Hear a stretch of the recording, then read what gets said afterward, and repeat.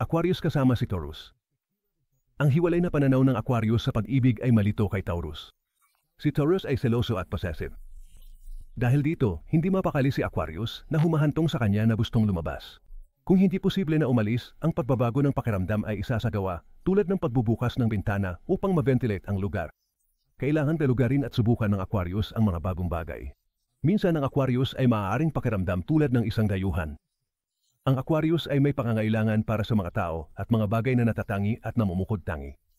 Hindi nauunawaan ng Aquarius na kailangan ng Taurus ang mga praktikal, tipikal, mahuhulaan at matatag na mga bagay at mga tao para maging komportable, secure at mahalaga.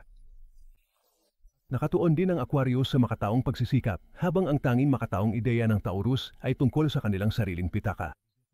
Isa na lang bang malungkot na kanta ang love story mo? Naghintay ka ba para sa iyong prinsipe o prinsesa na kaakit-akit, ngunit sa halip ay nakakita ng palaka? Kumuha ng tumpak insight sa pag-ibig mula sa aming pinagkakatiwalaan at tumpak psychic reader. Itigil pag-aaksaya ng oras. Magsisimula na iyong kinabukasan.